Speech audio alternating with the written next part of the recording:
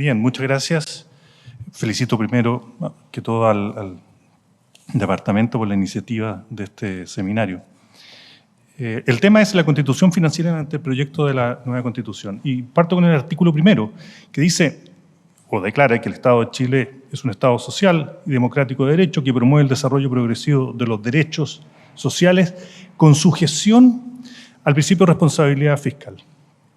Y tenemos entonces un Estado que, en el cumplimiento de sus tareas constitucionales, debe crear condiciones sociales que permitan a todo y cada uno de los integrantes de la comunidad su mayor realización posible, debe realizar los derechos fundamentales, entre otras cosas, sin discriminación directa o indirecta, debe promover el interés general, debe satisfacer las necesidades colectivas a través de estas prestaciones continuas y permanentes, en esta duplicidad de términos, como nos recordó o nos expuso el profesor Román. Entonces, visto esto, lo anterior, es evidente que lo financiero tiene una posición central dentro de la Constitución, infiltrado en distintas partes, no en una sola posición. ¿Qué es lo que hay dentro de la Constitución? Por un lado, se reiteran lo que son regulaciones habituales del derecho constitucional chileno en materia financiera y presupuestaria y de control de las finanzas públicas. Esto es lo que uno podría considerar la dirección de las finanzas en conformidad al derecho. Por ejemplo, está el artículo 30b, no afectación de los tributos a un destino determinado. El 102q, la atribución del presidente de la República de cuidar la recaudación y la inversión de los recursos públicos. Está el 82.5, que establece que si la fuente de los recursos otorgados por el Congreso es insuficiente, bueno, el presidente de la República, al promulgar la ley, tendrá que hacer una rebaja de los gastos. Está el 146.1, que se refiere al equilibrio presupuestario, y, entre otras cosas, el 188.2b, que dice relación con la fiscalización y auditoría por la Contraloría de la legalidad del ingreso, el gasto y la inversión de los fondos del fisco y de los demás organismos y servicios que determinen las leyes, y de informar la gestión financiera y emitir la normativa contable de la administración. Pero, por otro lado, hay también un reconocimiento expreso de que la realización progresiva de los derechos fundamentales demanda recursos monetarios suficientes y sostenibles en el tiempo. Y esta es una dimensión distinta a la dirección de las finanzas en conformidad al derecho. En esta otra oportunidad yo creo que estamos hablando ahora de la dirección a través de las finanzas. Bueno, en lo que sigue me voy a concentrar en esta dimensión porque me parece que es la más novedosa del anteproyecto. Parto por lo siguiente. El concepto de responsabilidad financiera es un concepto que está usado 2 veces en el anteproyecto para asuntos que son conocidos de todos. 1, que es una materia de reserva de ley, y 2, que es una materia de iniciativa exclusiva del presidente de la República. La expresión que sí es novedosa es la de la responsabilidad fiscal.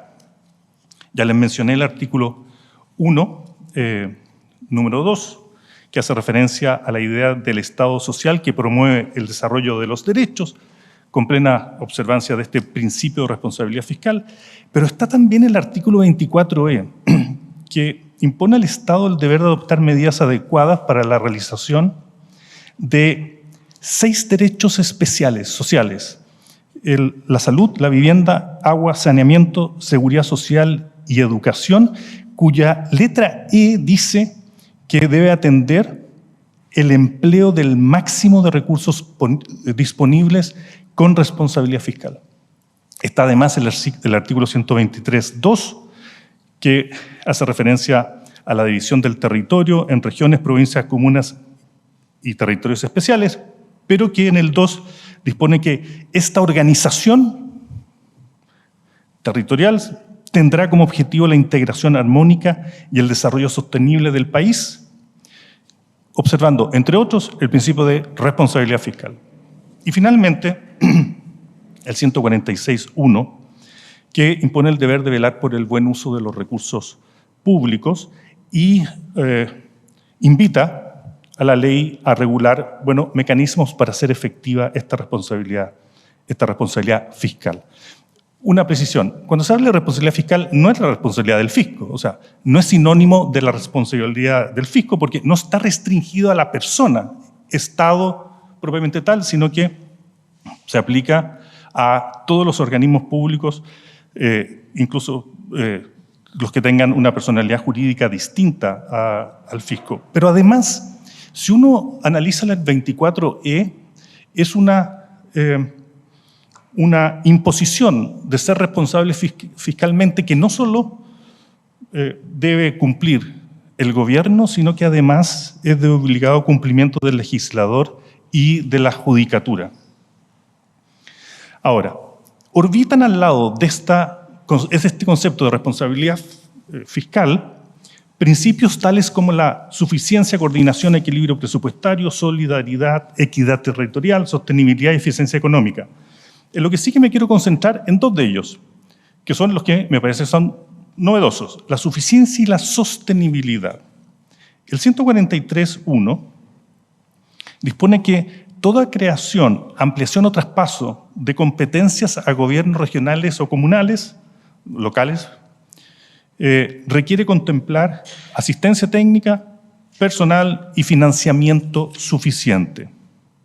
Entonces, la suficiencia da la idea de que se entiende como el nivel de recursos que permite cumplir o que debiera permitir cumplir adecuada o mínimamente, esto es una pregunta que no está respondida en el anteproyecto, con la función que es asignada o traspasada a los gobiernos regionales y locales. O, en otro sentido, una suficiente disponibilidad de recursos financieros se transforma en condición necesaria para el cumplimiento de las funciones asignadas, sean ellas actividad de intervención, actividad de fomento o actividad de servicio público. La Constitución no hace referencia a algunas de ellas en particular. Luego, el 146.1 habla entonces además de la idea de la sostenibilidad.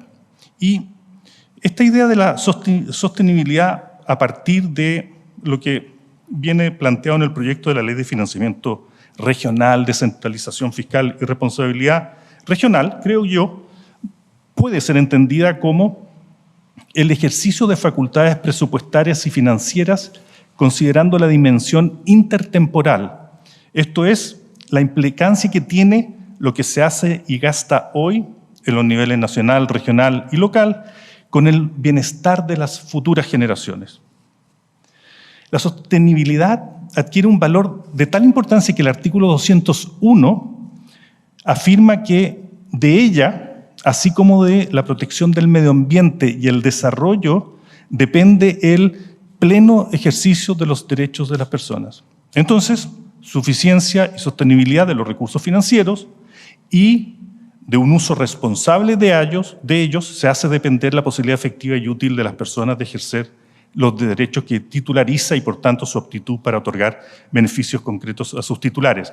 Discúlpenme que haya hecho esta precisión, pero lo que quiero dar a entender es la íntima conexión que hay entre la cuestión financiera y los derechos fundamentales de las personas en el texto de la Constitución, en esta dimensión que he planteado de la dirección de las finanzas. Ahora, la trascendencia político-constitucional de la responsabilidad fiscal y de estos principios colaboradores o periféricos, si los quieren llamar así, está por la posición geográfica que tienen dentro del texto. Me explico. La responsabilidad fiscal, como lo que es propio del carácter del Estado social, se halla en el capítulo 1, Fundamentos del Orden Constitucional.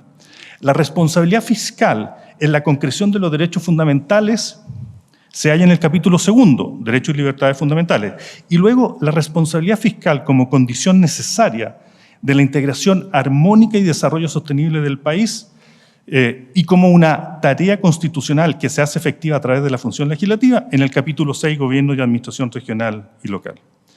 Bueno, 3 ideas que me parece importante verlas con un poco más de profundidad. La primera es la siguiente. El desarrollo progresivo de los derechos sociales, si justifica o no un uso no razonable o no óptimo de recursos fiscales. Es evidente que lo que puede ser razonable en el anteproyecto Cuando uno quiere analizarlo, en realidad, a lo menos a mí no me deja la respuesta de que lo razonable sea siempre una razonabilidad económica. Y puede haber entonces una razonabilidad política o una razonabilidad jurídica que entre a tallar y compita con la racionalidad económica a propósito de esta cuestión. Esto la Constitución lo deja abierto, no lo responde. Luego, como el Estado no es una organización empresarial y por consiguiente no busca la maximización de utilidades, habría que entender de que el anteproyecto le está exigiendo utilizar tanto recursos propios como ajenos, y para allí están esas regulaciones sobre el endeudamiento público, y que según el equilibrio posible del riesgo financiero del sector público y el rendimiento de los recursos en bienes públicos, si hay algo que se pudiera maximizar, evidentemente tiene que ser la ley de presupuestos. Ese es el objetivo de maximización posible en el texto de la Constitución.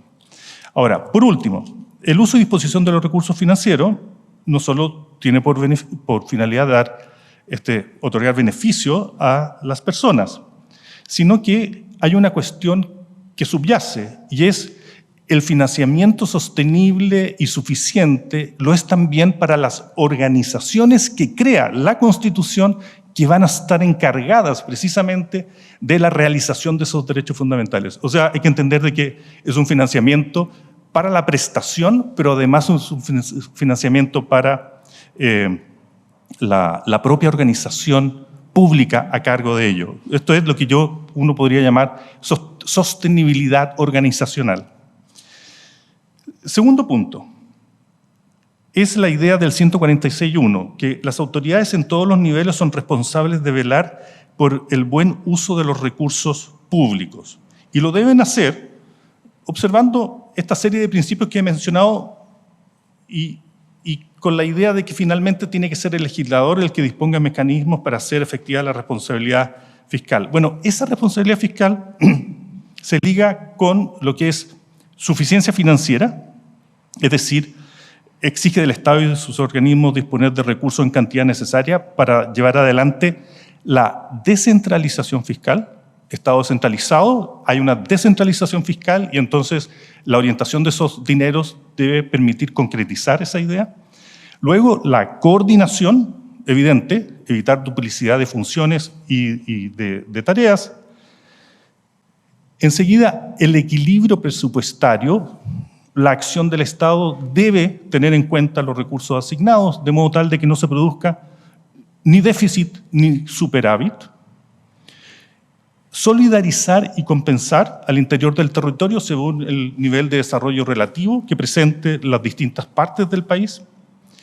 Y por último, el manejar con eficiencia económica los recursos, es decir, asignarlos en la búsqueda de máximo bienestar de las personas, máximo bienestar de la colectividad.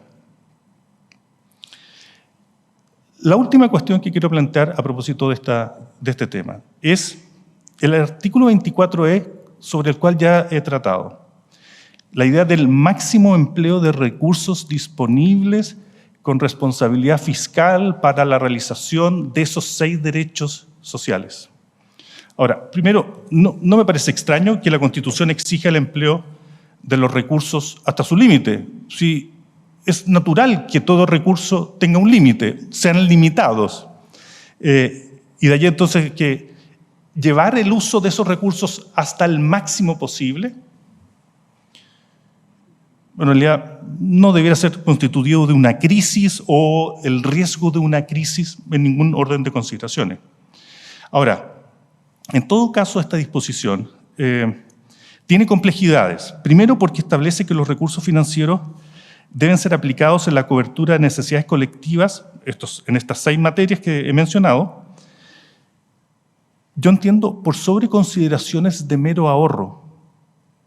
En otras palabras, la Constitución no legitimaría el cumplimiento de un objetivo de ahorro voluntario del sector público si es que esas precisas necesidades colectivas, salud, vivienda, agua, saneamiento, seguridad social y educación, no se encuentran satisfechas hasta un nivel que la sociedad considere mínimo o adecuado, cuestión, por cierto, que no está definido en la Constitución y por consiguiente tendrá que ser definido por el legislador. Es decir, tiene que ser definido por la política.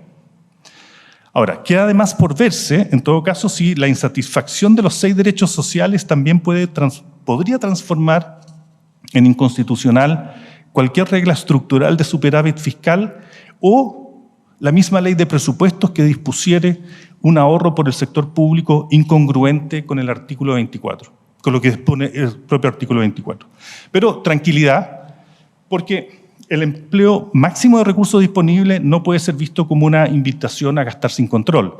Por de pronto, el artículo 24E dice expresamente que se debe tratar de dineros que estén disponibles, el uso máximo de dineros disponibles, o sea, no de recursos imaginados o de recursos que se espera recibir en el futuro. Y enseguida, el artículo 146.1 hace obligatorio el principio de equilibrio presupuestario. Comentarios finales. El dinero es el sistema nervioso del Estado social que se nos viene con la nueva Constitución. Lo financiero se vincula con los derechos fundamentales y las entidades que están creadas para concretizarlos, para realizarlos. Ahora, esos derechos tienen que ser todos progresivamente financiados, porque en realidad en la posibilidad que tengan las personas de sentir la plenitud del contenido de esos derechos fundamentales, posiblemente estamos jugando con el goce de la vida digna, artículo 1 del anteproyecto, la democracia, artículo 4.1, y la paz social, artículo 11.2.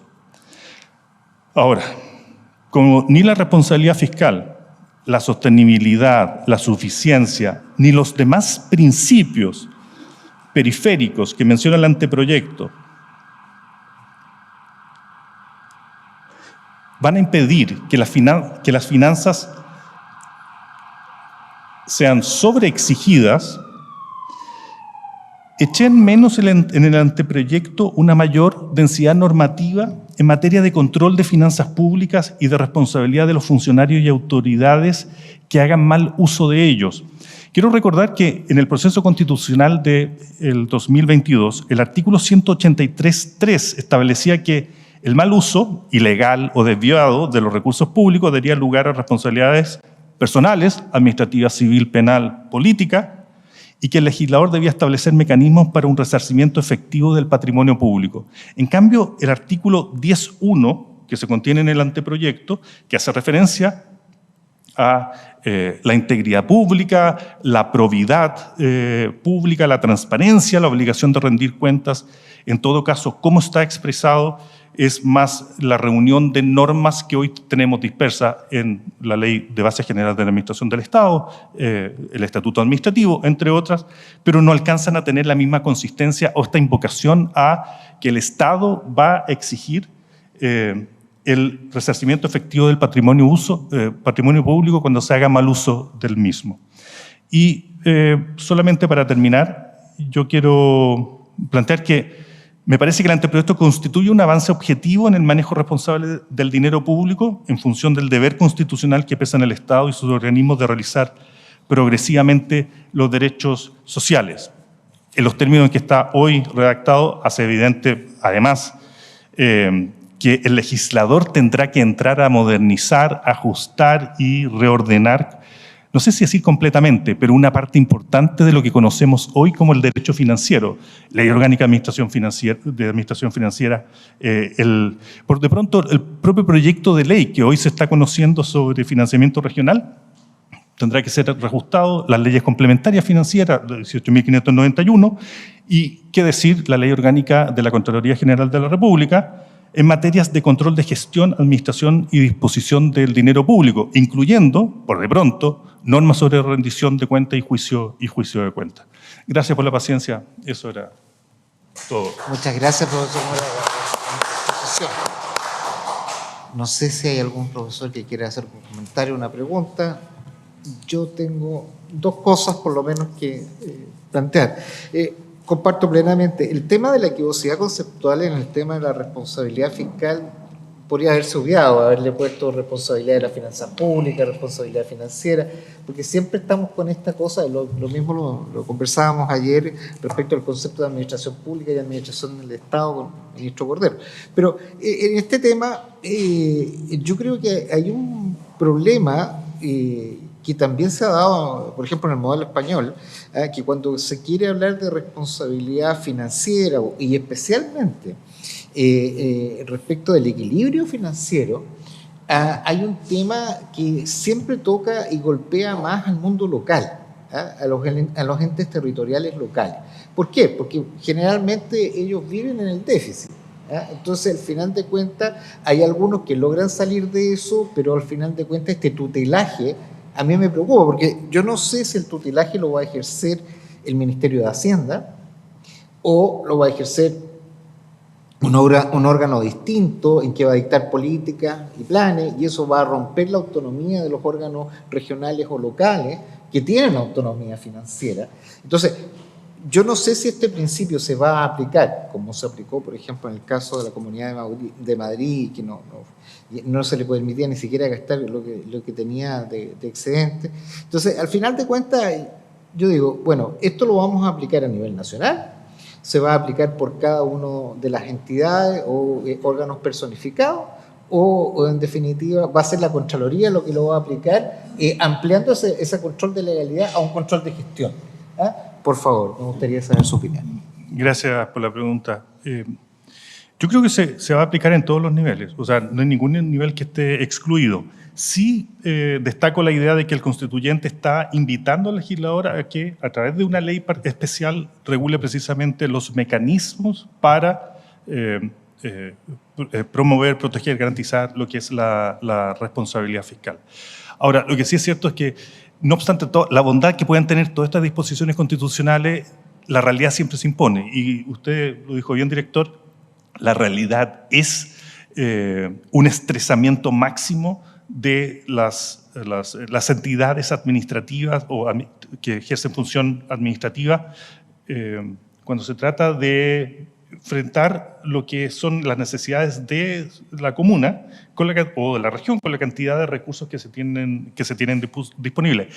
Considerando además otra cuestión, y es la poca certeza que se le puede dar a una entidad de que los recursos que tiene un año se van a repetir en el año siguiente o va a haber un aumento, sea incremental o no sea incremental, a mediano plazo, que sirva para hacer una programación, ¿cómo se llama? No solo desde el nivel central, sino en cada uno de los niveles regionales o municipales. Yo con esto quiero simplemente salgo del tema completamente. A mí me gusta la solución que planteó, la solución que tiene la Constitución alemana, o una de las reglas que tiene la Constitución alemana para efectos de la distribución de los dineros, y llevó al rango constitucional cómo se repartía entre el Estado federal y cada uno de los Länder una serie de impuestos, con lo cual, en el fondo, cada unidad territorial o la federal en su totalidad más o menos puede hacer una estimación acertada de cuánto dinero puede tener, dejando el asunto o sacando el asunto de lo que es de la política, que es lo mismo que decir, sacando el asunto de la cuestión presupuestaria anual y transformándolo como en una regla permanente hasta, por lo menos, mientras el constituyente no se pronuncie en otro sentido. Muchas gracias, profesor Moraga. Le damos nuevamente un aplauso. Gracias.